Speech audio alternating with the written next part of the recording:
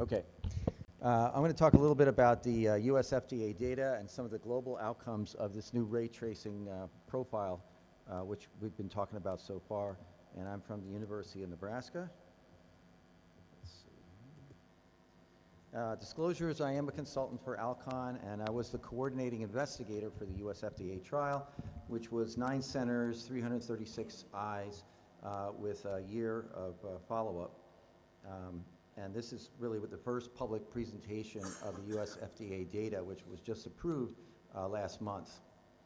LASIK is really a tale of two pathways, that of simplicity, safety, and speed versus complexity, quality, and customizations. And intrinsically, you'd like to get the procedure done quickly, safely, and efficiently, but you also want to get the best possible outcomes and quality with your results. And it's a little bit of a dichotomy. So if we look at femtosecond LASIK overall, it is the simplest way of doing it because you're just putting in the refraction and treating. It ends up being safe and predictable, and you get good outcomes. However, if you do something like topo-guided, which has been growing overall on a US and also global perspective, there's some complexity in the planning. There's customization with the correction of aberrations. But we are achieving sharper qualities, and we've been able to actually show statistically better 20/12 and 20/16 results with this technology. Now we're looking at a whole new platform called ray tracing LASIK, which is also complex and customized. However, it's an all-in-one device that's capturing the data, so it makes it a little simpler instead of capturing through many different devices. And the planning process is all automated by the technology with artificial intelligence, so it makes the whole planning phase quicker. And yet, it's the sharpest quality that we've seen so far, so we're still maintaining that quality aspect. So really, it comes down to three major areas: simplicity, speed, and quality, which is based on this all-in-one device, the faster planning, and the sharper outcomes. With simplicity, it really captures 3 different measurements that looks at the ocular wavefront, the biometry, and the corneal tomography, and then captures that in and creates a digital twin model eye, unique to that particular patient. And it takes about 10 minutes or so to capture all this data in multiple sequences in order to build a model, but from there, everything is automated thereafter. What's required is a pupil size that's greater than 4.5 millimeters, preferably greater than 6. The sight map is the actual device that captures it, and it will ultimately calculate that best refraction based on a 4 millimeter pupil average, and you then have to kind of correlate that with your manifest refraction under those light conditions, just to make sure that you're in the right place. And then finally, you can get iris registration with that to do the treatment. With the faster planning, this avatar or digital eye twin is individualized as a 3D mathematical model of the eye. The automated computation is done through ray tracing, where 2,000 rays go through this model with multiple iterations to come out the best correction. And finally, there's a compensation in the ablation that takes into account wound healing and biomechanics to get the ultimate outcome post-operatively when things are stabilized. This overall data of the speed and faster planning is based on comparisons with the 3 devices independently, and also compared to Contura as a planning mechanism with nomogram and cylinder compensation. This is a much faster process being automated.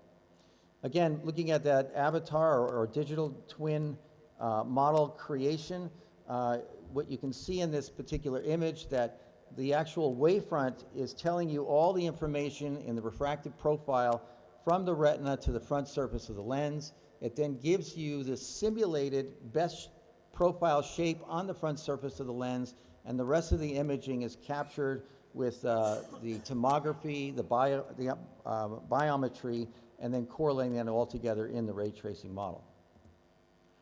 Then finally, the automated computation allows you to iterate that on the actual surface of the eye to come up with the best ablation profile for the surface. Finally, that compensation looks at the profile as it's treating the periphery, where you get some ovalization of the pulse. There's generally losses, and this is all compensated for, as well as wound healing on the epithelium. Looking at the quality, our FDA study has been finally approved. And again, there were 9 centers in that FDA study, of which I was a coordinating investigator. And as the overall modality or methodology, patients were greater than 21 years of old, up to a -11 with 4.5 of cylinder. Endpoints were just our overall results with ±1 diopter or 20/40 best corrected as the FDA specifies, and safety endpoints in terms of looking at those that lost 2 or more lines or had flap-related ocular SAEs. Our results overall with the 336 eyes is that 98.5% of patients were within 1 diopter of target correction, 92% within a half.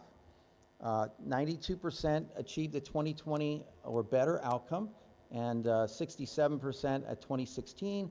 And again, there were no ocular serious adverse events. Looking at the data here side by side, you can see again that 67% 2016. Gains of lines gained of vision is about 19 or 9% 1 line and 2% 2 lines, so 21% altogether.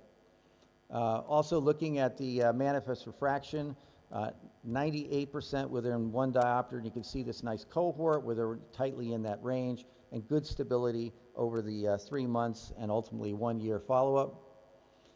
Overall, if you look at the scatter plot, there is a little bit about 3% overcorrection seen, and this could be due to accommodation, which you have to watch for during the treatment.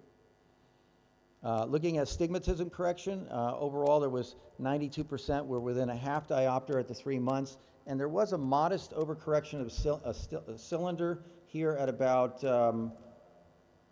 8%, 1.08, so 8% increase in cylinder, and some of that has to do with the overall correction with accommodation also factoring in. There were no safety endpoint concerns and good stability. And then ultimately, if we look at what else has been published on a global level, 2 studies in the last 2 years, a multi-center study out of Europe and Australia, as well as a single surgeon study out of Australia. Looking at those 2 data sets, you know, pre-treatment or pre-operatively, here 78% were less than 4 diopter sphere, 80% less than 1 diopter cylinder, so there was some higher myopes there too. In the single surgeon study, it was a little bit higher myopes and higher cylinder overall. But when you compare them directly, you can see they're all giving some of the best results we've seen to date. Here, over 50% of patients are seeing 20/12.5. Here, about almost 90% are seeing 20/16, which is really great results. Comparing the 2 studies side by side here, you can see lines gained were really robust, even close to 40%. 1 or more lines gained. Some lines lost overall, but this is looking at really good outcomes in general. And finally, in the single surgeon study, it's the first time we've really seen that there's no increase in higher order aberrations going from pre to post, and statistically, spherical aberration was actually decreased. So first time we can actually see we're reducing the aberrations despite the correction of higher levels of myopia. Here there was 20% were over 5 diopters, and yet we're reducing spherical aberration. Looking at post-op outcomes here with regard to astigmatism, there was a little bit of an overcorrection. Again, sphere and cylinder could be up to about 10 or 12% overcorrected, but those numbers are relatively small with cylinder. Finally, looking at our data here, that number comparing ray tracing LASIK with other customized modalities, showing some of the highest visual acuities of 20/12.5. And in conclusion, custom LASIK will continue to push us closer to this concept of supervision. The WaveLight Plus is bringing us one step closer to this process by the personalized 3D model, or the digital twin eye avatar. And this simplicity, speed, and planning of iterative refinement with the algorithm and pre-compensation are really allowing us to get the best outcomes to date. So thank you very much for your attention.